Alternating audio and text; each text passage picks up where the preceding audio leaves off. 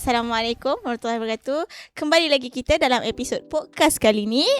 Yang mana kali ni kita akan bawakan salah seorang orang terpenting lah di dalam satu organisasi syarikat Al-Miraj Legacy ni. Yang tak lain tak bukan, kita akan panggil kita punya ketua sendiri ataupun bos kita sendiri. Nanti saya tak naklah kenalkan, nanti partner saya yang akan kenalkan siapa individu tersebut. Dan podcast kali ni kita nak tahulah tentang pengalaman beliau, latar belakang kerjaya beliau dan juga harapan dan juga pandangan beliau ke atas kerjaya sekarang ini. So Irsyad, teruskan. Jadi sebelum kita mulakan kita punya segmen orang kata tak sedap lah kalau kita tak kenal siapa punya panel kita kan. Jadi orang kata bila tak kenal maka tak kenal lah. Macam tu macam tu, okay. Okay, jadi kita minta kepada panel kita boleh perkenalkan diri. Okay, Assalamualaikum warahmatullahi wabarakatuh. Saya Imirul Izmir Azman daripada Al-Miraj Legacy Sdn Bhd. Yang tubuhkan dan mengasaskan Al-Miraj ni lah. Okay. Nak panggil apa? Cik Mirul lah, Cik Mirul lah. Okay. Dah berapa lama Cik Mirul terlibat dalam bidang kerjaya ni? Dalam industri ni, dalam bidang harta pusaka ni ada lebih kurang 10 tahun. Lebih 10 tahun lah dalam industri ni, dalam buat pengurusan harta pusaka dan perancangan harta pusaka Islam. Macam mana Cik Mirul boleh terlibat dalam bidang pusaka ni? Okay, mula-mulanya terlibat sebelum ni saya dalam industri otomotif, dalam industri sale bahagian otomotif, dan masa tu ajakan kawan-kawan lah untuk kenal dunia baru tentang perancangan harta pusaka. Bermula dengan perancangan harta pusaka, saya memilih sebuah syarikat amanah untuk menjadi wakil pemasaran ataupun dipanggil Islamic Estate Planner di bawah As-Salihin Trustee Berhad. Jadi semasa itulah baru ternampak industri pusaka ni sangat penting untuk orang Islam. Pada tahun 2015. So genap 10 tahun. Okay. Jadi baik. apa yang Cik Mirul rasa orang kata bila tahu tentang orang kata As-Salihin ni? Apa anggapan Cik Mirul tentang As-Salihin ni? Okay, As-Salihin ni sebelum saya kenal As-Salihin, saya tak pernah kenal mana-mana syarikat-syarikat trustee yang lain. Orang kata macam pandangan cinta pertama lah. Kan, sekali pandang As-Salihin terus ambil. Tapi sebelum saya ambil As-Salihin ni, saya lama untuk ambil masa untuk nak ambil As-Salihin ni. Begitu lama lah. Saya study, saya research. Sebelum kita kenal orang, sebelum kita pinang orang, kita kena kenal orang kan. Betul. Jadi saya study dulu syarikat mana. Bila dalam study, dalam research syarikat ni, saya nampak ada beberapa syarikat yang ada rupanya kat luar ni tentang syarikat trustee yang lain lah. Masa tu ada syarikat-syarikat trustee yang lain yang buat juga sama macam Salihin. Jadi sebelum saya nak memilih syarikat Salihin ni, saya study juga syarikat-syarikat lain. Saya research juga syarikat-syarikat lain. Boleh ke saya duduk dengan mereka ataupun saya akan terkekal dengan Salihin. Jadi bila dah istiqarah, dah tanya kawan-kawan, tanya yang lain-lain dan research sendiri, saya nampak As-Salihin adalah sebuah syarikat trustee yang pertama yang mengekalkan hukum dan perundangan yang jalan seiringan lah. Dia bukan syarikat semata-mata untuk, ni pandangan saya bukan semata-mata untuk sebuah syarikat yang berkonsepkan bisnes saja. Dia tidak banyak syarikat kan, saya kata syarikat lain tak bagus, bukan. Tapi saya nampak syarikat As-Salihin adalah sebuah syarikat yang fokusnya adalah memastikan masalah tu selesai. Satu masalah tu ataupun satu perkara tu selesai, dapat dilaksanakan. Macam itulah. Okay, sebelum orang kata bila member ajak kan pergi, orang kata sebab sebelumnya otomotif, so kita daripada otomotif pergi ke bidang orang kata dalam urusan tentang pusaka kan, ataupun urusan amanah. Jadi siapa yang ajak sebenarnya waktu tu? Masa tu kawan-kawan tempat kerja lah kan. Diorang ajak, diorang kata jom lah join satu industri lain. Industri lain. Industri lain, dia kata satu industri lain. Industri ni orang lain tak nampak, dan industri ni akan berkembang satu hari nanti, dia kata. Akan berkembang, dan industri ni tak banyak saingan. Masa tu kita pun tak pernah dengar kan. Lepas tu industri apa ni? Tentang harta pusaka, perancangan harta pusaka, tentang faraid. Faraid. Bila dia cerita pasal faraid, bila kita cerita pasal faraid, kita rasa macam ada ke bisnes faraid? Kan, ada ke peluang kejaya dalam bidang faraid ni? Faraid ni bukan pembahagian harta pusaka je ke? Kan? Dia cerita macam lebih kurang lah. Jadi sahabat saya ni, dia ajak lah saya dengar proses bukan apa ni, dengarlah taklimat tentang perancangan ni. Baru saya faham, oh besarnya industri ni. Tapi industri masa tu 10 tahun lepas taklah sebesar sekarang. Tapi dulu macam bila saya tanya member atau saudara-saudara yang lain, kawan rapat kan, saya tanya diorang, kau dah tahu tentang wasiat? Tak tahu. Kau tahu tentang hibah? Tak tahu. Tahu hibah takaful lah. Hibah takaful saja yang dia tahu. Betul? Oh, hibah ni tahu? Tak tahu. Ada ke? Jadi saya rasa macam ramainya orang Islam kita, dan terutama orang Melayu kita tak tahu pasal industri ni, pasal benda perkara ni, bukan pasal bisnes ni, pasal perkara ni, produk ni. Jadi ilmu ni ramai orang tak tahu. Bila saya tanya orang yang dalam masjid sendiri pun tak tahu. Tahu nak kata apa? Orang dalam yang rapat dengan dalam lebih pakar dalam bidang agama pun banyak yang tak ambil tahu pasal perkara ni. Jadi saya nampak, betul lah, bila ada satu masalah, ialah masalah orang tak tahu, ini adalah satu peluang saya ceburi bidang ni. Sebab tu saya sanggup ubah 360 lah, daripada otomotif kepada industri ni. Sebab saya nak sahut cabaran diri saya boleh buat benda ni. Saya boleh buat benda ni, dan saya boleh menguasai perkara ni, ilmu ni lah. Bukan sekadar bisnes je, perniagaan, tetapi sebagai satu kejayaan saya, sebagai satu perubahan yang pasti. Ya, dulu otomotif, benda yang otomotif berkenaan dengan jauh kan. Lepas tu melibatkan perundangan dan melibatkan akta dan sebagainya lah kan. Jadi benda-benda ni bagi saya sangat penting, dan patut ramai orang tahu kepentingan perancangan ni. Jadi sebab tu saya ambil langkah yang terbaik untuk ceburilah industri ni. Okey, macam Cik Miru cakap tadi, pengalaman Cik Miru dalam bidang ni dah kata boleh katakan 10 tahun lah kan. Jadi dan juga kita nak tahulah Cik Miru dia bermula daripada Asalihin, Strasi Berhad sebagai perancang harta pusaka kan. Jadi apa yang membuatkan Cik Miru ambil keputusan untuk bina syarikat Cik Miru sendiri, Al-Miraj Legacy ni? Okey, masa saya jadi ejen ataupun Islamic Estate Planner Asalihin ataupun wakil pemasaran, di Asalihin ni dia ada satu, masa tu Asalihin ni dia fokus dia adalah untuk perancangan harta pusaka. Perancangan harta pusaka. Fokus dia memang merancang je wasiat, hibah, deklarasi atas pencarian, amanah takaful, dan amanah insurans, dan apa-apa amanah lah yang melibatkan syarikat amanah kan. Jadi saya nampak masa tu Salihin tak fokuskan tentang pentadbiran harta pusaka. Orang yang berlaku kematian, yang tiada wasiat, yang tiada hibah.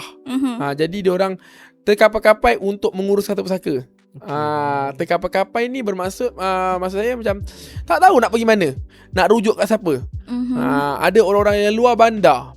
Yang luar bandar, saya jumpa orang luar bandar, dia tak tahu nak isi borang. Dan sekarang lagi online, lagi banyak yang menggunakan PC, laptop kan. Jadi benda tu tak nampak, dia tak boleh buat. Dia tak tahu, tak ada orang tu, tak ada tempat nak rujuk. Pergi pejabat pusaka pun, pejabat pusaka bukan kata tak membantu, dia nak bantu ramai sangat orang. Sampai dia pun tak cukup kaki tangan untuk bantu. Dia orang harapkan anak-anak mereka bantu, tapi anak-anak mereka pun tak ada masa nak bantu. Betul. Jadi ini adalah faktor utama saya cuba bina sebuah syarikat untuk memenuhi kelompokan tersebut. Jadi saya perlu cipta, saya kata saya patut ambil lah insentif untuk bina sebuah syarikat. untuk bina sebuah syarikat, untuk membantu lebih banyak masyarakat tentang pentadbiran harta pusaka selepas meninggal dunia. Lepas tu kebetulan juga di Asalin Terasi Berhad dia ada menawarkan dua lesen. Ejen. Pertama lesen ejen kepada agensi, kedua adalah lesen ejen untuk individu. Masa dulu saya masuk adalah sebagai individu. Okay. Sebagai individu. Sekarang saya upgrade kepada lesen corporate. Jadi saya ambil lesen di bawah Asalin Terasi Berhad. Almiraj mengambil lesen di bawah Asalin Terasi Berhad untuk lesen corporate. Lesen corporate ni adalah syarikat Almiraj memang berdaftar sah mewakili untuk memasarkan produk-produk Asalihin. Mewakili Asalihin lah untuk memasarkan produk-produk Asalihin. Jadi saya nampak kat sini peluang saya lebih terbuka luas lah. Terbuka luas. Jadi sebab tu saya tubuhkan asal Almiraj Legacy Sdn Bhd ni untuk memastikan kelopongan tu dapat dipenuhi. Kelopongan dan permintaan masyarakat dapat dipenuhi dalam sudut pentadbiran harta pusaka. Okey, sepanjang penubuhan Almiraj ni lah kan. Apa yang Cik Mirul nampak perbezaan setelah menubuhkan syarikat Almiraj ni dengan pengalaman Cik Mirul kerja sebagai perancang ni selama 10 tahun? Apa beza dia? Okey, baik. Masa saya buat pentadbiran harta pusaka seorang, sebelum tubuhnya Almiraj ni. Okey, memang saya anggap macam ni bisnes, ini peluang kerjaya. Ini adalah peluang kerjaya saya seorang. Saya rasa saya boleh bina seseorang aja. Tapi bila saya ceburi sepenuhnya masa, saya beri sepenuhnya komitmen, kepada kepada industri ni, kepada industri ni, rupanya saya tak mampu. Bila kita melibatkan perbincangan antara waris-waris, kita nak siapkan documentation, lepas tu kita nak submit dokumen, kita nak buat pengiklanan diri sendiri, marketing, sale dan sebagainya. Tak mampu. Tak mampu. Permintaan dia, saya masa dulu saya permintaan dia sangat tinggi. Sekarang pun tinggi, tapi permintaan dia memang sangat tinggi. Saya nak jumpa satu hari, jumpa 3-4 orang. 3-4 keluarga, klien, 3-4 klien, pagi sampai malam. Balik bila lagi esok nak jumpa appointment klien lain. Lepas tu bila saya nak ada peluang untuk saya submit permohonan tersebut. Jadi benda tu akan jadi tekanan. Kita boleh closing klien, kita, tapi kita nak submit dokumen tak mampu. Jadi masa itulah saya mula nampak perlunya ada sebuah syarikat dan ada staff untuk membantu. Jadi rezeki kena kongsikan. Itu penting lah. Saya kata saya tak boleh rasa, memang seronok buat seseorang, seronok lah dapat pun seseorang kan, rezeki dapat seseorang. Tapi bila saya kongsikan, lebih seronok rupanya. Lebih seronok dan lebih tersusun kerjanya. Ada staff yang bantu dalam bahagian pentadbiran admin, ada staff yang bantu bahagian account, ada staff membantu bahagian penerangan, ada staff yang buat marketing, sale, ada staff. Jadi perkembangan sebab itulah saya cipta Almiraj ni, supaya perkembangan tu dapat bersama, dapat hidup bersamalah. Baik. Soalan Isyak ada. Jadi kalau kita kita macam back to soalan macam patah balik jugalah. Yang sebab sebelum ni kan bidang otomotif, lepas tu masuk bidang pusaka. So macam mana Cik Mirul fahamkan tentang macam mana bentuk penyusunan fail, macam mana faham akta tu. Okey. Saya cakap terang, masa pemindahan daripada otomotif kepada pentadbiran harta pusaka yang tak banyak pun yang berubahnya, sama je industri sale jualan tu sama je, tapi dari sudut pemahaman knowledge tu saya sangat struggle kat situ. Saya mengambil masa lebih kurang hampir setahun lebih untuk memahami tentang perundangan ni. Kita sebab betul lah orang cakap, ilmu faraid ni adalah ilmu yang naik, ilmu yang semakin dilupakan, dan ilmu yang pertama diangkat oleh Allah SWT. Okay, ilmu yang sangat diwajibkan untuk belajar lah kepada semua orang kan. Jadi masa tu saya ingat pusaka ni, bila saya ingat pusaka ni, bila fikir pasal faraid, bahagi harta. Betul. Betul tak? Alah, saya nak jual wasiat je. Jual wasiat, orang jumpa klien, senaraikan harta, nak bagi siapa dah. Betul tak? Hibah, rasa nak buat hibah, okey, nak bagi hadiah pada siapa ni, dah. Betul tak? Itu kita anggap masa tu kan.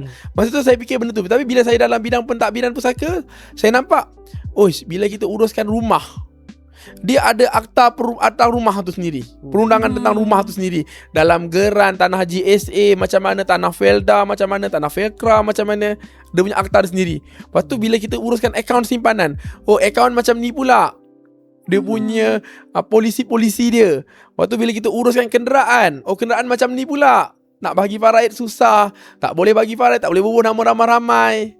Boleh nak bagi kan, kena nilaikan balik. Lepas tu macam mana pembahagian, sudut pembahagian, jadi meluas. Dah masuklah dalam bab pewarisan. Kita nak uruskan bahagi harta je, kau satu, aku satu. Tetapi bila kita nak bahagikan tu, isteri berapa bahagian, adakah isteri ni berhak harta tersebut, adakah isteri ni perlu menuntut atas pencarian, macam mana perundangan untuk anak yang bawah umur. Kita nak bagi harta, bagi je lah harta kat dia. Tapi ada undang-undang yang tak boleh letak anak bawah umur punya nama. Kena letak pemegang amanah. Dah kena belajar pula pak pemegang amanah. Jadi ilmu tu, perkara tu meluas. Sebab tu saya rasa sangat-sangat struggle pada tahun pertama lah. Tahun pertama, tahun kedua tu saya banyak study. Orang cakap macam kita belajar balik semula, buka buku akta, fahamkan. Setiap malam saya akan buka buku, baca, untuk fahamkan setiap perkara yang berlaku. Dan setiap klien yang saya jumpa pada tahun pertama dan tahun kedua, setiap orang ada masalah yang tersendiri. Beza-beza lah. Sebab tu kita kena jumpa banyak klien. Saya bagi tahu perkhidmatan saya percuma untuk khidmat nasihat. Sebab saya nak tahu, makin lama dalam industri ni, makin banyak klien yang makin tinggi dalam punya masalah dia. Dan makin banyak dalam ni kita akan kupas apa masalah dia ni. Okey, macam mana nak selesaikan masalah ni, macam mana kita nak smoothkan keadaan tersebut. Dengan klien berperang, bergaduh, terlingkar salah faham dan sebagainya kan. Jadi kita nak selesaikan masalah hubungan diorang, tapi dalam masa sama nak selesaikan masalah perundangan ni. Dan dalam masa sama kita nak selesaikan masalah pentadbiran. Nak pergi mana, nak rujuk pada siapa. Jadi pengalaman-pengalaman ni lah saya ambil, dan struggle lah untuk belajar, untuk memahami. Bukan kata mudah je jual wasiat. Nak jual wasiat, nak jual hibah memang mudah. Betul. Nak cari orang beli, selesai. Tapi kalau kita nak mendalami benda ni, agak sukar lah. Bagi saya lah sukar lah. Bagi saya sangat sukar, sebab bukan mudah untuk mendalami satu perkara perundangan. Walaupun satu perkara tu kecil je nampak. Berkenaan dengan harta pusaka. Cerita harta pusaka, saya seorang isteri ada hak tentang harta pencarian. Macam mana saya nak dapatkan harta saya, harta pencarian saya? Sumbangan pula. Sumbangan apa? Sumbangan secara langsung, tak langsung. Dah perundangan tu pula kita kena buka. Betul? Jadi benda tu lah yang struggle-nya lah. Kita setiap harta yang ada setiap perundangan dia. Kalau dia ada syarikat, ada undang-undang syarikat. Kalau dia bank, ada harta bank, dia ada perundangan bank. Tapi semua orang ada banyak harta. Bila kita kata semua orang banyak harta, satu masalah tu macam-macam ada. Okey, baik. Daripada orang kata cerita Cik Miru ni, kita faham lah yang mana selok-belok tentang pengurusan harta ni sebenarnya bukan mudah lah, sebab dia melibatkan dua perundangan. Sebab kita hidup kat Malaysia ni ada dua perundangan yang kita perlu faham, kita perlu ikut kan. Jadi dalam 10 tahun Cik Miru berkecimpung dalam kerja ini, ada tak pengalaman orang kata yang paling berat lah pernah Cik Miru hadap? Yang paling berat saya pernah hadap adalah ada beberapa banyak lah. Bagi saya tak tahulah orang kat luar sana mungkin lebih berat yang dihadapi. Saya pernah hadapi pertama sekali, isteri pertama menafikan kehadiran isteri kedua. Yang tu yang paling rekod yang pernah saya jumpa. Dia buat permohonan pusaka, dia tak baru letak nama isteri kedua. Dan harta isteri pertama tu habis, dia dah ambil dah selesai bukan kes pusaka tu. Jadi isteri kedua jumpa saya untuk bantu untuk bantu dia untuk dapatkan hak dia balik semula. Jadi itu adalah pengalaman yang berat lah bagi saya, sebab kita nak berunding dengan pihak isteri pertama tu tentang nak pulang balik. Jadi isteri pertama ni degil, dia tak nak pun. Dah dapat harta, dah habis pun. Dah habis pun. Jadi susah nak berbincang, nak berunding. Kenapa isteri kedua jumpa saya? Sebab isteri kedua ada harta tertinggal, sebuah rumah yang ditinggalkan oleh arwah suaminya. Rumah tu memang isteri kedua duduk tinggal. Nilai rumah tu pun juta lah. Jadi isteri kedua ni jumpa saya, boleh tak Cik Mirul, saya nak buat pusaka, pentadbiran pusaka, tapi saya tak nak, saya ni ada waris isteri pertama arwah dan anak-anak arwah. Jadi tapi isteri pertama saya dah ambil macam-macam harta. Jadi tinggalkan sebuah rumah ni je. Boleh tak kalau saya nak buat pusaka ni, saya tak melalui dia? Saya kata boleh, tapi bukan dengan saya lah. Saya kena lalui juga. Dengan saya akan jumpa dengan isteri pertama untuk buat rundingan. Lepas tu dia kata, jangan Cik Mirul, kalau dia tahu nanti habis rumah ni. Rumah ni habis, dia dapat kat tangan dia kata. Jadi saya kata tak boleh, kena jumpa juga. Kalau puan nak senang, kita jumpa. Tak apa puan, saya runding. Saya sediakan satu orang peguam untuk buat rundingan. Rundingan dengan dia untuk menuntut semula harta tersebut. Jadi sekiranya kalau dia ni lah. Lepas tu dalam masa sama saya jumpa isteri pertama, saya cuba buat rundingan dekat Johor Bahru. Isteri betul cakap isteri kedua memang dia nak tanah rumah tu juga. Nak rumah tu. Lepas tu saya buat dengan peguam, kita membatalkan permohonan CJ Faraid dan perintah. Sebab kita buat pemalsuan dokumen. Walaupun benda tu dah selesai lah. Ya. Dan berjaya. Ambil masa lebih kurang dalam 2 tahun lebih ke 3 tahun. Itu adalah salah satu pengalaman lah, yang saya baru tahu, oh betul urus pusaka ni bukan setahun dua. Bukan setahun dua. Kalau kadang-kadang memang setahun tu boleh dapat, tapi bukan setahun dua. Untuk urus pusaka ni silap 2-3 tahun. Boleh 5 jejak, boleh jejak 5 tahun. Dan yang kedua, yang saya bagi tahu kedua lah. Kedua adalah perancangan harta pusaka bila anak-anak bergaduh dengan mak kandung. Ini biasa saya berjumpa. Anak kandung bergaduh dengan mak kandung, berebut harta arwah ayah. Memang ada isu. Banyak saya jumpa. Sampai ada yang nak berparang dengan mak. Ada yang sampai saya jumpa depan mata saya, anak-anak nak faraidkan harta mak sekali. Mak belum meninggal lagi. Sampai tahap tu. Sampai anak tak mengaku mak. Macam-macam. Bab pusaka ni betul. Yalah, sebabkan harta, kawan boleh bergaduh, adik-beradik boleh bergaduh, ibu anak pun boleh bergaduh. Jadi itulah pengalaman-pengalaman. Sikit pengalaman-pengalaman lah tentang keperitan urus pusaka ni apabila melibatkan perbalahan waris. Perbalahan waris ni perkara biasa bagi saya. Sebab saya jumpa, banyakkan saya jumpa memang berbalah. Yang tak berbalah ni, tak bergaduh ni adalah perkara yang luar biasa. Dia tak uruskan, dia tak nak balah. Dia tak bergaduh. Cara dia biarkan je. Macam tu. Yang bergaduh-gaduh ni Cik Mirul kan, nak tahulah kenapa orang kata boleh jadikan diorang ni bergaduh bila kita uruskan harta ni. Kenapa asyik bergaduh je? Betul. Kenapa kalau sebut harta je bergaduh kan? Kerana duit pun bergaduh. Dulu dengan mak baik, dengan adik-beradik baik, tapi bila dah berkeluarga sendiri masing-masing, dengan mak, dengan adik-beradik, bukan mak saja, mak ayah lah kan, dengan adik-beradik sendiri, kita berkira. Sebab apa?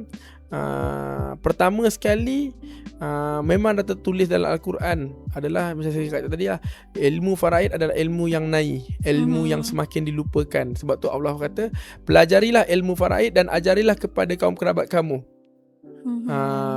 Kerana ilmu faraid adalah ilmu yang naik, ilmu yang pertama diangkat oleh Allah SWT, yang dicabut, diangkat. Mhm. Dan sehinggalah perbalahan itu berlaku. Dan datanglah orang ketiga untuk menyendamaikan. Jadi memang termatuk dah. Lepas tu kenapa masyarakat kita Mhm. kan asal sebut pusaka je akan bergaduh? Mhm. Sebab mereka memikirkan tentang hak sahaja. Okay. Tentang hak. Mhm. Berapa hak aku dapat? Mhm. Saya dapat berapa? Dia dapat berapa? Kenapa dia dapat lebih? Mhm. Sedangkan saya dapat sikit. Saya jaga ibu ayah, tapi saya dapat sikit. Kenapa? Hak saya sikit. Arwah ayah ada bagi tahu tentang harta kat saya. Ada bagi tahu harta ni milik awak, milik saya, milik abang, milik adik. Tapi bila saya tak dapat apa yang arwah ayah saya dah cakap. Jadi perbalahan tu berlaku sebabkan hak. Mereka tak menguruskan. Kebanyakan yang bergaduh ni mereka takkan uruskan. Mereka berbalah berkenaan dengan hak. Sebenarnya pentadbiran dan pembahagian adalah perkara yang berbeza. Mereka hanya bahagi dekat mulut. Aku nak ni. Okey, baik. Tapi tak buat pentadbiran. Aku tak setuju kau nak ni. Faham tak? Jadi mereka memang bergaduh dulu. Jadi akhirnya satu harta pun tak diuruskan. Aduh. Yang berani dan berkeras yang boleh duduk dekat harta tersebut, yang dapat harta tersebut. Contoh tanah, rumah. Adik dah duduk situ, adik dah dapat. Kalau abang duduk situ, abang dah dapat. Adik-adik lain akan berbunyi je lah. Akan bermasam muka, tak bertegur. Dan penasihat-penasihat akan cakap. Penasihat-penasihat tu waris lain lah. Kalangan waris, bukan nak kata penasihat tu orang lain, tapi orang sekeliling kita. Dia orang akan bercakap juga, bang, kenapa abang biarkan harta macam ini? Salah tau. Memanglah salah, tapi kita tak uruskan. Kalau dalam bab perbincangan harta pusaka, majoriti masyarakat kita, mereka akan cerita tentang pembahagian harta saja.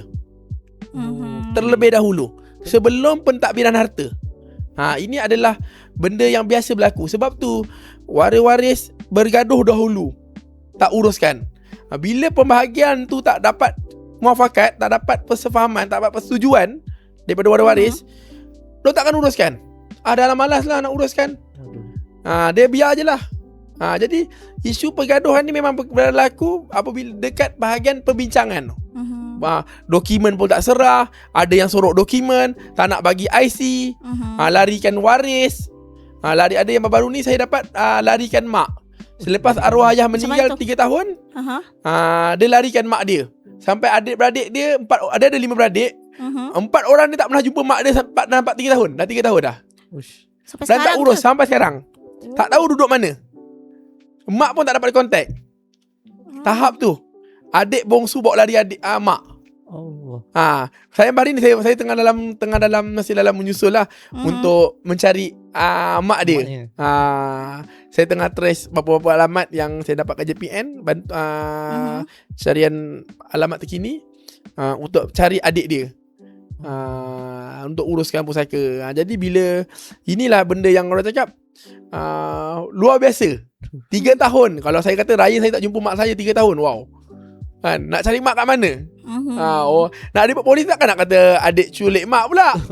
Betul tak? Tu anak kandung dia. Betul. Tu masalah keluarga. Jadi inilah isu dia. Sampai pejabat Felda telefon saya untuk bantu cari mak dia. Tolong bantu untuk urus pusaka. Saya kata saya tu bukan tak boleh nak uruskan pusaka. Saya tak jumpa waris dia. Tak jumpa, tak dapat kontak. Macam itulah. Jadi sepanjang orang kata syarikat penubuhan ni masih baru lagi kan? Betul. Jadi apa yang Cik Mirul orang kata harapkan lah daripada penubuhan syarikat ni, dan juga apa yang Cik Mirul harapkan? Cik Mirul ada tim Cik Mirul sendiri. Betul. Apa yang Cik Mirul harapkan daripada tim-tim Cik Mirul ni? Okey, baik. Pertama sekali saya memang mengharapkan tim saya ni dapat membantu lebih ramai masyarakat di luar sana dalam perundangan, dalam bantu mereka dalam untuk menguruskan harta yang ditinggalkan oleh arwah dah. Sebab pasal apa? Ini adalah satu amanah. Satu amanah yang amanah lah pada saya lah. Saya anggap amanah pada saya. Sebab saya ada ilmu dalam pengurusan pusaka. Saya tak kata saya pandai, tetapi saya ada ilmu dalam pengurusan pusaka. Jadi amanah ni dah diberi, ilmu ni diberi oleh Allah SWT. Jadi saya ada amanah untuk saya bantu lebih banyak masyarakat. Sebab hati kita yang Allah yang memilih kita untuk letakkan kita di sini. Allah memilih saya untuk saya berada di sini hari ni, saat ni. Dan Allah memberi peluang kepada saya untuk mengajar lebih ramai anak-anak muda untuk tahu dalam proses ni, pindah pusaka ni. Jadi Allah yang dah lantik saya dan dah letakkan saya, dan dah letakkan tim saya, staff-staff saya. 100 orang interview, 10 orang interview, yang pilih seorang dua saja. Tu yang Allah pilih, bukan saya pilih. Dah rezeki sini, kalau dia boleh bertahan dekat sini, maka Allah pilih dia. Bukan Allah pilih suka-suka je. Allah tahu kamu kuat, Allah tahu kamu tahu, Allah tahu kamu boleh untuk menyelesaikan. Sebab tu Allah pilih kamu. Jadi bukan saya yang pilih. Jadi Allah pilih saya. Saya rasa Allah pilih saya dalam industri ni. Sebab tu saya daripada berkejaya seorang diri, sampailah saya tubuhkan syarikat untuk pastikan lebih ramai anak muda menguasai ilmu ni dan boleh bantu lebih ramai masyarakat dekat luar sana. Sebab tu saya tak pernah, adalah dulu masa saya punya kawan-kawan lama kata, Mirul, kau uruskan pusaka ni, jumpa klien, mintalah kos. Kita pergi sana ada kos. Pergi ke Kedah, pergi ke Penang, pergi ke Kelantan, pergi ke Johor Bahru, ke mana-mana lah, tak kisahlah. Kan, Wak jalan pun sekalipun ada kos yang kita keluarkan duit minyak. Tapi kamu bagi nasihat secara percuma. Kalau klien tak ambil, tak ada duit. Saya memang tawarkan perkhidmatan nasihat secara percuma. Sebab saya tahu kalau nak mungkin dia nak lantik syarikat-syarikat lain kat luar sana, dia kena bayar kos. Kadang-kadang waris-waris tak mampu lagi, dan waris-waris cuma kadang tengah bingung, tengah serabut. Bukan kata diorang, minta maaf guna bahasa tadi, tengah serabut kan, orang tengah tak tahu nak ke arah mana, nak rujuk pada siapa. Jadi mereka perlu bantuan. Bantuan ni perlu perlu wujud. Tapi kalau ada satu halangan ataupun satu kos sebagai satu benda halangan, mereka tak buat. Mereka takkan cari tempat rujukan ni. Jadi sebab tu saya bagi tahu, khidmat nasihat saya memang percuma. Walaupun saya buat online, secara bersemuka, dekat mana pun saya tak pernah minta kos. Tak pernah minta kos. Sebab saya tahu, kenapa tak minta kos? Kan kalau bisnes mesti ada kos. Betul lah. Saya kata kos tu Allah yang bayar. Bukan nak kata kita nak tunjuk yang kita the best ke, tidak. Memang selama ni saya buat pun, saya bagi penerangan, penceramah, taklimat pusaka pun saya tak pernah minta kos. Banyak ada yang telefon saya, telefon sendiri, boleh tak ceramah kat sini? Minta sendiri. Berapa bayaran? Saya kata tak payah. Tak perlu. Dan tak perlu nak sediakan apa-apa pun. Saya datang bagi ceramah, taklimat. Dan sepanjang saya bagi penerangan ceramah saya tak pernah pun menjual dalam taklimat saya. Saya tak pernah buat taklimat penjualan. Orang tanya baru saya jawab. Sebab tu orang katanya, kau buat taklimat berapa banyak closing sale? Kan? Saya tak. Dan saya tak terapkan pada saya punya team untuk closing berapa. Berapa target nak buat ceramah ni, kita kena ada closing, mesti ada 10 orang. Kita mesti wajib 10 orang. Tak ada 10 orang, korang kena marah. Tak pernah. Boleh tanya saya punya staff mana-mana pun, saya tak pernah tanya. Kalau korang nak follow up klien, go. Itu is prospect. Korang nak follow up. Tapi kalau untuk closing semasa saya buat taklimat, tak nak. Sebab saya tak nak campur adukkan penyampaian ilmu dengan bisnes, perniagaan. Itu adalah perkara yang berbeza. Sebab tu ada satu guru dia cakap, kalau nak bagi ceramah ni, nak mengajar ni, kena jadi kaya. Kena jadi kaya. Tak kaya tak boleh jadi penceramah, tak boleh jadi mengajar. Kenapa? Sebab kalau kita mengajar dan mengharap keuangan tu datang daripada ilmu ini, takkan dapat. Buat tu membazir lah. Sebab tu saya tak kata saya kaya, tapi segala kos kita tanggung sendiri. Jadi itulah berkenaan dengan tu. Syak dah. Kita nak tahu juga kan, orang kata satu kelainan yang Almiras nak bawa ialah sebab kalau kita tahu, kita ni dah ada syarikat asali, syarikat amanah yang besar. Dan bila orang sebut asalinya, majoriti ramai yang tahu. Dan syarikat ni juga tak menggunakan orang kata perkataan peguam kat depan dia. Betul. Jadi saingan, bila orang dengar peguam dia lebih percaya peguam. Bila orang dengar asalin, dia orang akan macam lebih percaya asalin. Jadi apa kelainan yang nak bawa dalam Almiras ni? Okey, baik. Soalan tu Menarik. mencabar juga. Menarik kan? Okey, baik. Okey, soalan panjang. Saya nak ulang nanti confirm soalan tu jadi lain. Kan? Okey, baik. Jadi apa kelainan Almiraj dan Asalihin, Asalihin dan serta syarikat guaman? Okey, mula saya terangkan dulu. Syarikat guaman adalah syarikat guaman lah, syarikat peguam yang dia membuat pentadbiran dan berada di mahkamah, yang boleh mampu masuk ke mahkamah lah. Secara laymannya dia boleh masuk mahkamah, boleh hadir ke mahkamah untuk kes perbicaraan dan sebagainya. Tetapi syarikat trustee ni, syarikat Asalihin lah, trustee ni, syarikat trustee ni, Asalihin Trustee Berhad ni adalah syarikat amanah. Syarikat amanah ni, kelebihan syarikat amanah dengan syarikat guaman, saya cakap terang janganlah jas saya pula dengan syarikat guaman kan. Okey, baik. Jadi syarikat guaman ni, syarikat amanah ni, dia tidak boleh ditutup dengan sewenang-wenangnya.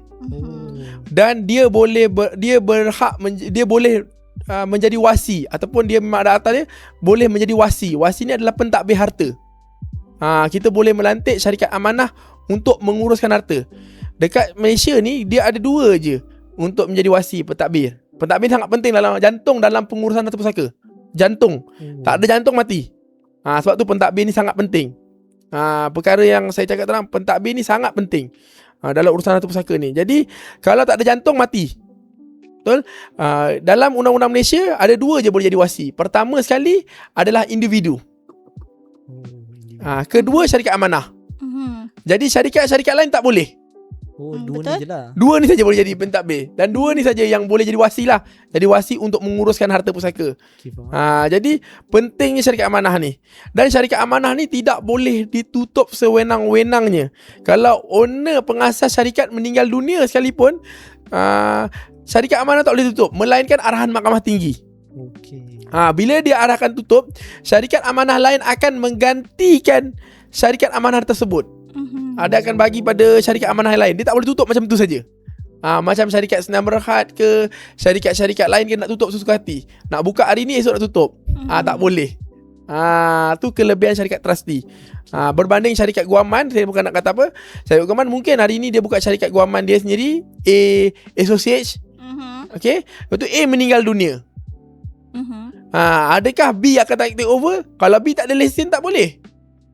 Dia kena dua-dua lah. Dia kena lesen. Lepas tu dia kena, mungkin dia kena partner ke dan sebagainya. Boleh lah. Kalau dia partner mungkin boleh. Kalau dia single, dia individu, tak boleh. Jadi macam mana nak run the business tu? Kalau owner syarikat meninggal dunia, macam mana staff-staff syarikat nak dapat gaji? Adakah staff syarikat akan stay sampai owner dapat owner baru? Tak. Staff akan berhenti. Jadi syarikat akan tutup. Syarikat akan tutup. Jadi mana-mana syarikat pun sama. Jadi kenapa Cik Mirul buka, saya tambah soalan, kenapa Cik Mirul saya sendiri buka apa ni? Buka Almiraj. Saya buka Almiraj, Almiraj Sdn Bhd, Almiraj Legasi Sdn Bhd adalah untuk memenuhi pentadbiran harta pusaka. Untuk menyelesaikan masalah pusaka, pentadbiran pusaka yang tak ada wasiat, yang tak ada hibah. Tapi kalau orang yang klien datang dekat Almiraj untuk buat wasiat hibah, saya akan letakkan dokumen orang kepada Asalihin Trustee Berhad. Sebab saya pasti tahu, kalau andai kata saya tak ada ataupun syarikat ni tak ada, dokumen diorang dapat diselesaikan oleh Asalihin. Pentadbiran diorang akan diselesaikan oleh Asalihin, bukan Almiraj. Jadi benda tu sangat penting. Sebab saya adalah wakil jualan daripada Asalihin. Dan kenapa kelainan antara kita 3 lah. Tadi soalan Cik Syed, syarikat guaman, syarikat Asalihin dan syarikat Almiraj. Saya tak cerita pasal 2 ni kelebihan dan kekurangan. Saya cuma cerita pada Almiraj dulu saja. Okey, Almiraj ni kelebihannya kami ada tim, kami memberi perkhidmatan secara percuma, penerangan secara percuma, dan boleh rujuk kami secara percuma untuk menyelesaikan masalah pusaka. Itu satu kelebihan lah. Nombor 2, harga kami harga kami berpatutan pada zaman sekarang, dan antara yang termurah juga di antara kalangan syarikat-syarikat lain. Antara yang termurah untuk mampu milik lah, mampu milik. Nak kata murah sangat pun tak, tapi mampu milik. Mampu milik, dan kos kami tak ada lagi kos-kos hidden cost yang lain lah. Jadi itu yang saya boleh ceritakan tentang kelebihan Almiraj. Dan tim kami sentiasa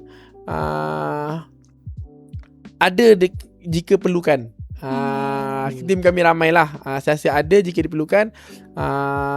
Saya punya tim tak pernah lagi, kalau ada klien jumpa dekat luar pun, dekat luar pada negeri Johor pun, saya tak pernah lagi menolak. Kita hari kita jumpa dekat Kedah. Dekat Kedah pun kami datang. Sekadar nak jumpa, nak berbincang. Tapi kami sekali jalan lah. Ada urusan dekat sana, kami sekali jalan. Jadi memang ada kami datang. Sekadar nak bincang pun boleh, tak ada masalah. Nak buat boleh, tak nak buat pun boleh, tak ada masalah pun. Nak buat dengan syarikat lain pun boleh, tak ada isu. Okay, baik. Okay, Cik Mirul, seperti mana yang kita tahu, untuk kita buka satu syarikat, untuk kita bina satu empayar ni bukannya mudah. Betul. Okay. Jadi apa yang jadi titik turning point Cik Mirul yang orang kata sanggup stay dalam industri ni, sampaikan Cik Mirul ambil orang kata keputusan berani lah untuk bina syarikat Almiraj ni? Okay. Tak susah kan soalan tu? Tak susah. Soalan tak susah, tapi nak jawab dia tu sebab dia kena soalan tadi tu bermula pertama sekali berkenaan dengan macam mana saya boleh macam mana apa tadi? Ada keputusan yang berani lah. Keputusan berani kan. Sebab permintaan klien, permintaan orang di luar sana, permintaan yang di luar sana yang minta kami untuk saya bantu. Permintaan tu sentiasa ada. Selagi ada permintaan, selagi itulah wujudlah bisnes. Permintaan ada kan, wujudlah bisnes. Jadi saya rasa kalau saya tak buat syarikat ni, saya tak lahirkan ramai lagi orang macam saya ataupun lebih hebat daripada saya. Saya tak lahirkan, satu hari nanti dia akan hilang. Jadi saya perlu ada kekuatan untuk bina legasi ni, empire ni, untuk masyarakat di luar sana, supaya mereka dapat dibantu. Kenapa saya kuat ataupun turning point kan?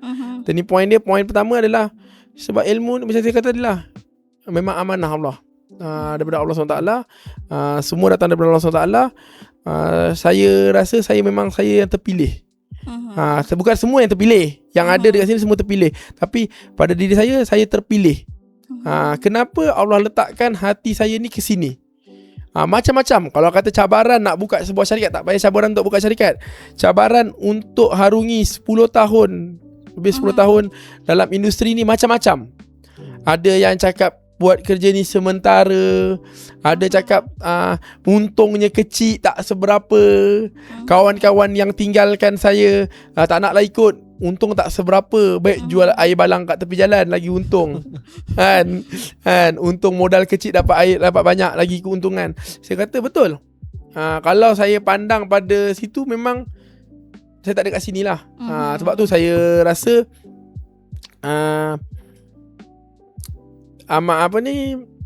Allah dah letakkan aku, Allah dah bagi peluang dekat aku untuk mendalami ilmu ni. Sebab apa? Sebab apa? Mesti ada sebab.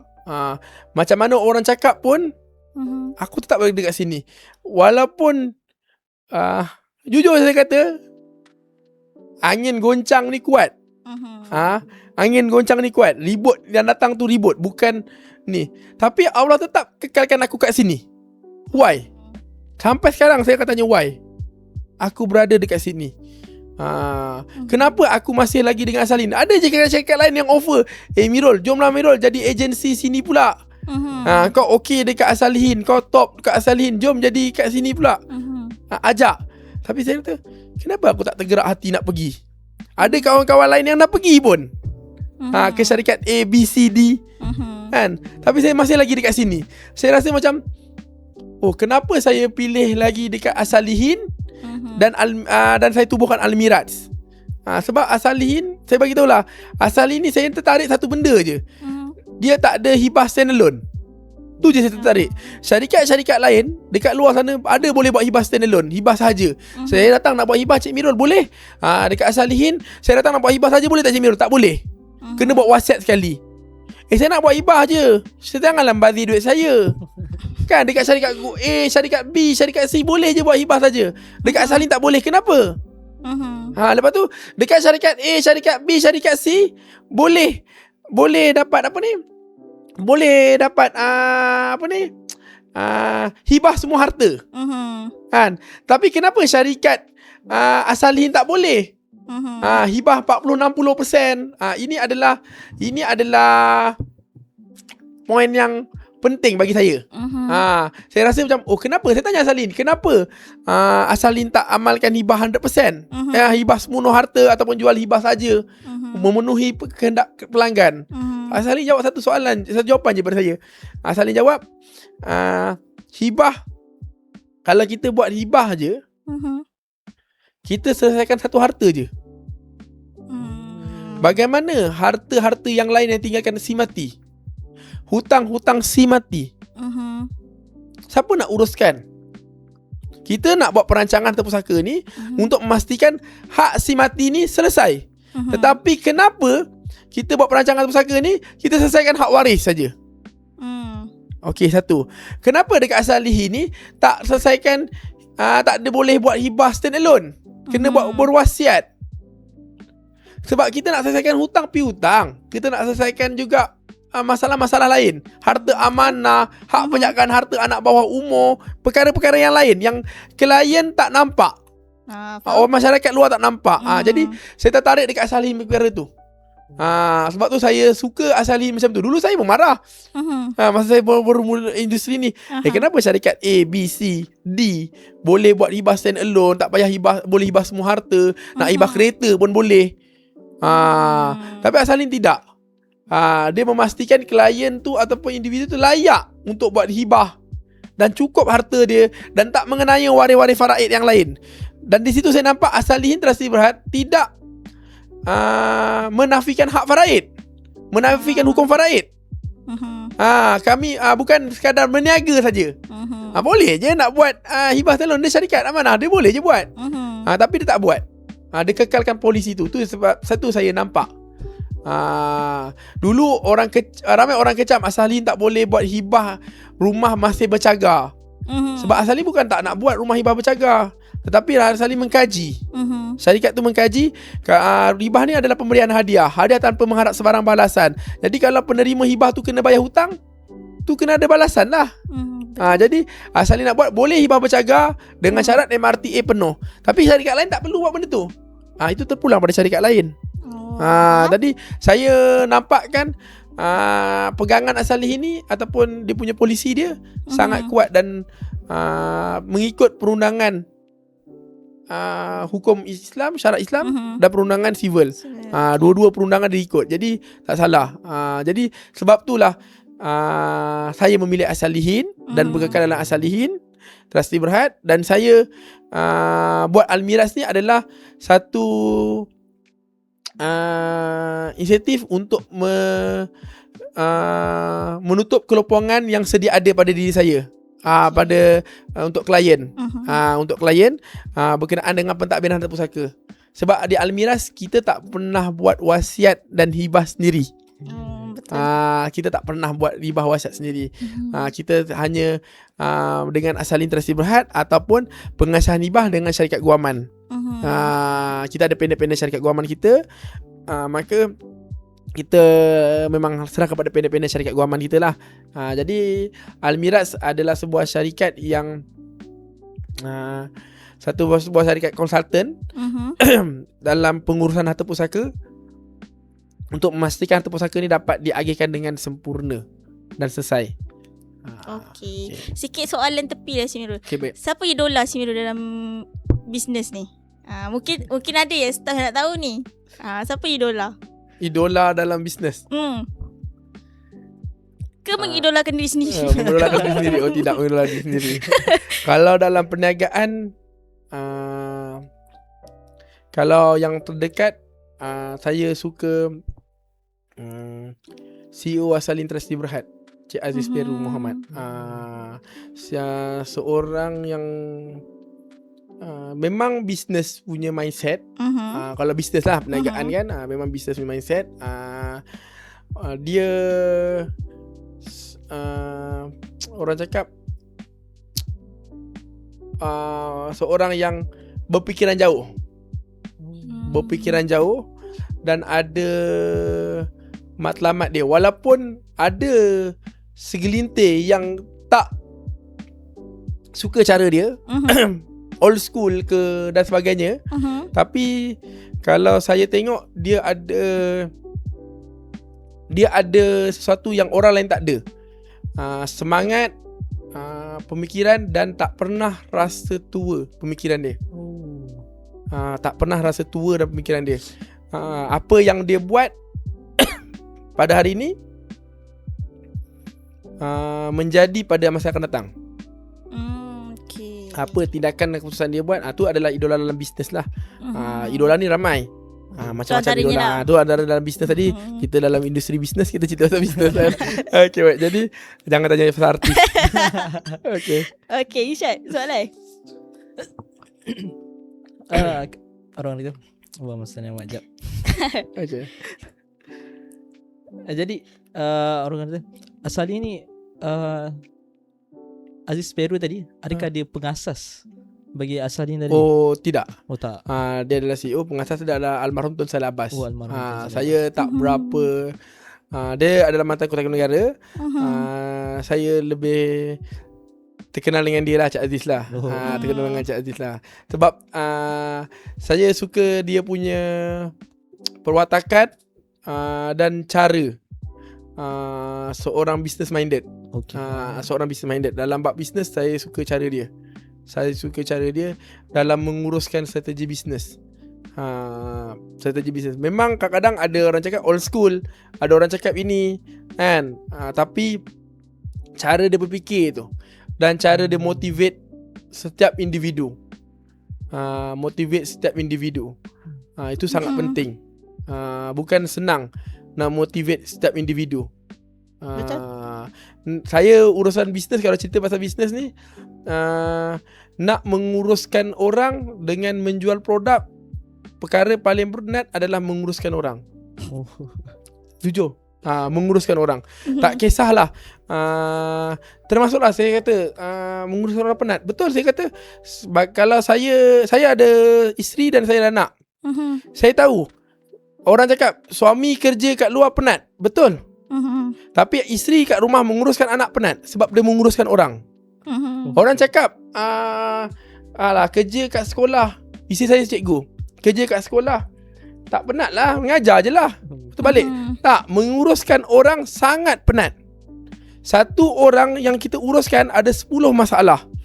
Tu satu orang. Kalau ada 10 orang ada kita uruskan 10 masalah, termasuk anak-anak. Berbagai-bagai perangai. Jadi menguruskan bisnes adalah benda yang senang. Tetapi nak menguruskan staff ataupun orang, individu, adalah cabaran. Kalau tanya mana-mana owner bisnes, cabaran paling besar adalah mengurus orang. Termasuklah Cik Aziz, saya pernah tanya sendiri. Cabaran paling besar adalah menguruskan orang. Bukan senang. Sebab tu susah.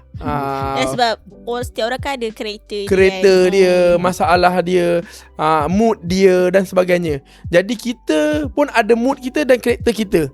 Kita nak kena mendalami karakter orang. Dan sebab tu cakap susah, nak jadi pemimpin ni susah. Kalau orang cakap Nabi nak uruskan umat dia susah, memang betul. Saya akui. Saya uruskan 10 orang, campur dekat rumah 4 orang pun saya dah susah nak uruskan. Betul tak nafikan? Orang, perangai, individu macam mana, perangai PL dia macam-macam, ragam dan sebagainya. Benda tu adalah cabaran dalam bisnes. Tapi kalau kita tak kuat, tak semangat, tak adalah. Sebab tu saya respect pada Encik Aziz. Boleh nak menguruskan orang. Staff hanya, bukan kata-kata, staff hanya menguruskan diri dia dan kerja dia.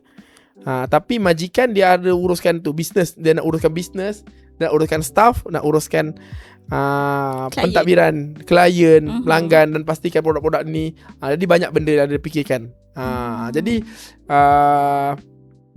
itulah kenapa saya pilih Cik Aziz. Itulah sebab dia salah seorang yang saya nampak yang pandai menguruskan orang. Pandai mengurus orang. Orang keluar masuk kerja tu perkara biasa, tapi nak menguruskan orang, nak managekan sistem tu susah bagi saya lah. Dan faktor umur dia juga. Dia dah 78 tahun ni, tapi dia tetap macam 17 tahun, 18 tahun. Mindset dia. Tak pernah saya nak jumpa dia dia down. Mirul hari ni tak nak jumpa lah. Hari ni Mirul kita cerita saya down dah ni. Contoh tak pernah cerita. Semua positive thinking. Saya tak jumpa depan mata sehari lah, tapi positive thinking lah. Setiap kali jumpa positif lah. Positif, sangat-sangat positif. Okay. Baik, soalan Mungkin kita nak, sebab tadi kita dah cerita jauh sikit tadi tentang siapa yang Cik Mirul minat. Kita nak tarik balik semula lah. Sebagai seorang yang menguruskan pengurusan harta pusaka kan, pentadbir. Jadi apakah orang kata perancangan yang terbaik buat orang semua orang akan mati Apakah perancangan awal yang boleh diorang buat? Perancangan awal yang patut diorang buat adalah diorang kena melantik seseorang individu ataupun syarikat yang sesuai, yang layak lah, untuk menggantikan diri mereka selepas mereka tiada. Itu adalah perancangan yang terbaik. Pertama adalah melantik individu ataupun syarikat amanah untuk menggantikan mereka bila mereka tiada. Individu tu ataupun syarikat tu kena dilantik. Dia tak boleh biar dilantik oleh waris-waris. Kita sendiri yang tentukan siapa diri individu siapa ataupun syarikat mana yang akan menguruskan harta kita bila kita meninggal dunia. Yang menguruskan, mentadbir harta kita. Kita jangan fikirkan tentang pembahagian dulu. Harta ni aku nak bagi siapa, harta ni nak dapat kat siapa, kan? Itu dalam faraid dah ada. Tapi yang nak menguruskan tu siapa? Dan yang ada anak kecil bawah umur 18 tahun, siapa individu ataupun syarikat amanah mana yang akan menjaga harta anak mereka, yang memastikan harta mereka terjamin. Terjamin, bukan dapat hak, terjamin dapat harta tersebut. Terjamin perlindungan tu, terjamin dilindungi, bukan menjaga hak saja. Ada waris dapat harta anak, harta dekat mana? Dekat situ je lah. Dekat dalam bank tu je lah. Harta anak, ada hak dia ada hak, tapi dia tak dapat. Tapi siapa individu yang akan sanggup mentadbir harta tu sampai ke dapat? Jadi pelantikan penjaga anak bawah umur sangat-sangat penting, dan pelantikan pentadbir harta kita lagi penting. Dua benda je. Perancangan harta pusaka, jangan kita fikir, saya dah buat hibah, dah selesai dah, kan? Tapi siapa yang nak menguruskan hibah tersebut? Siapa nak menguruskan harta tersebut? Tak ada. Jadi perancangan yang terbaik adalah melantik pentadbir terlebih dahulu. Itu adalah perancangan yang terbaik. Dan barulah pentadbir yang dilantik tu, barulah kita susun dokumen harta apa nak diagihkan, hasrat macam mana. Itu nombor 2, nombor 3. Tapi nombor 1 je pentadbir tu penting lah. Jadi orang kata sebab orang kata kita ni masih muda kan. Betul, tak kisah. Betul lah. Bila waktu yang sesuai, selalunya soalan ni untuk orang-orang muda kan tanya, bila waktu sesuai untuk kita merancang harta ni sebenarnya? Merancang harta ni bila kita dah ada harta. Dah ada harta baru kita rancang. Apa harta yang kita ada? Walaupun ada motor? Ya, harta. Terlihat. Bila kita ada harta, kita rancang. Bila kita ada hutang, kita rancang. Cukup ada 2 tu. Penting tak rancang ni? Penting. Buatlah perancangan ni. Buatlah kat mana pun, tulislah kat kertas pun. Apa, at least kita dah mula selangkah.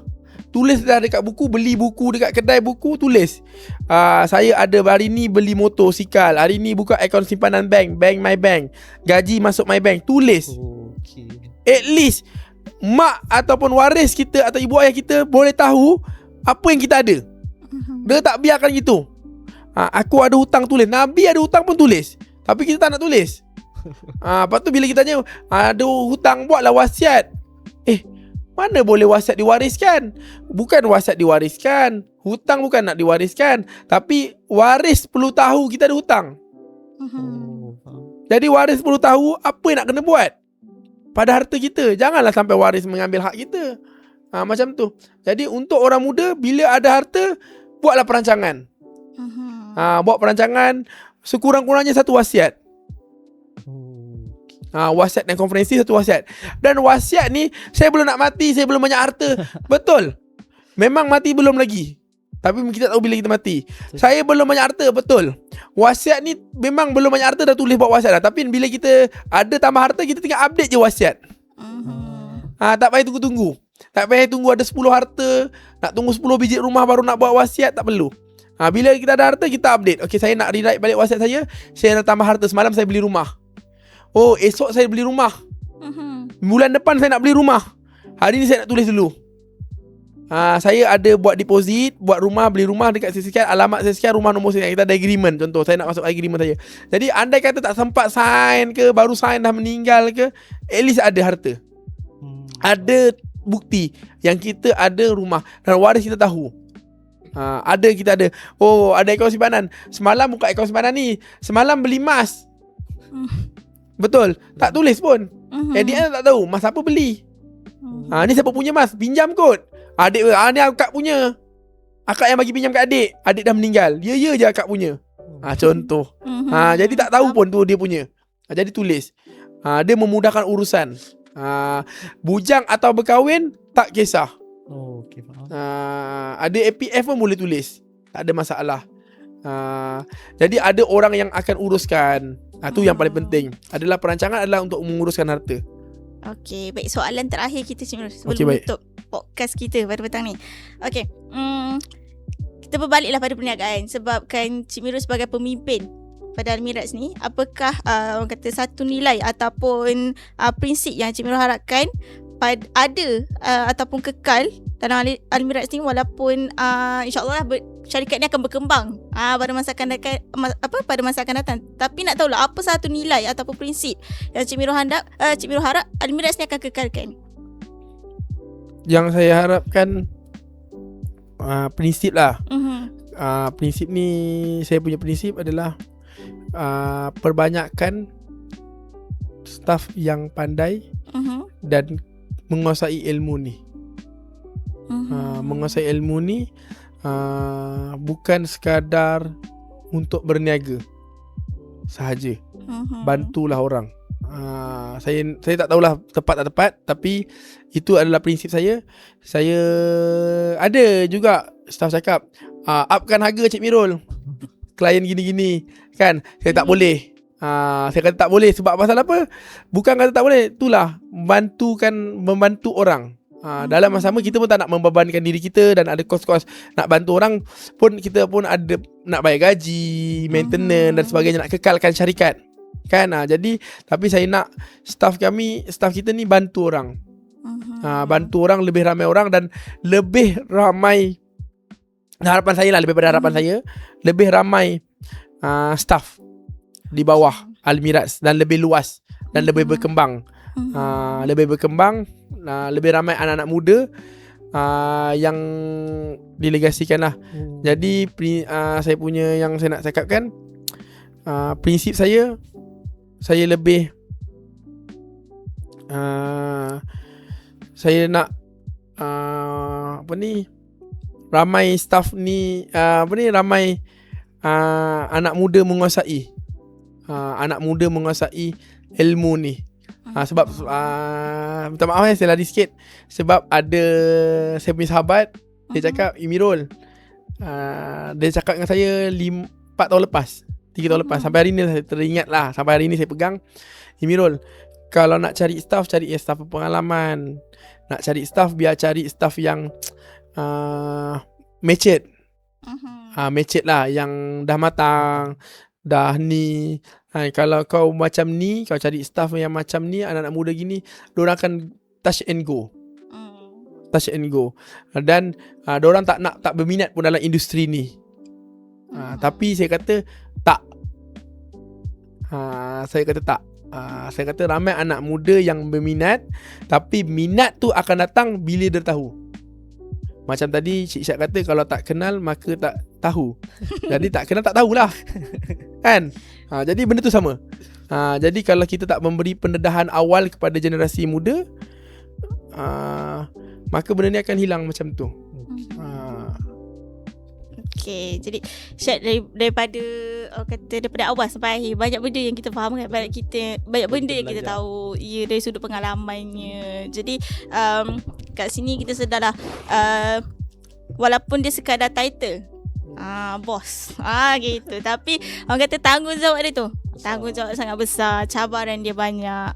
Orang tak nampak, orang cuma nampak hasil, tapi orang tak nampak orang kata payahnya nak uruskan satu syarikat, nak uruskan staffnya. Ya betul. Macam kita. Okay.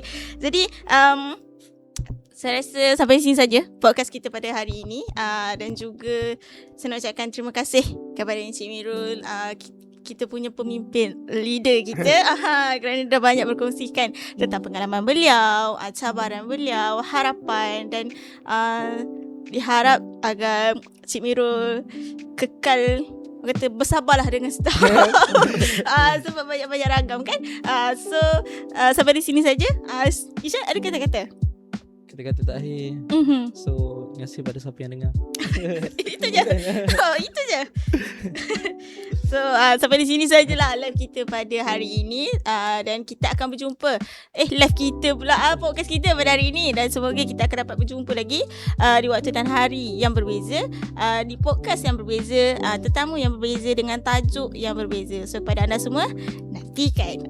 Jadi sampai di sini saja. Terima kasih. Assalamualaikum. Bye.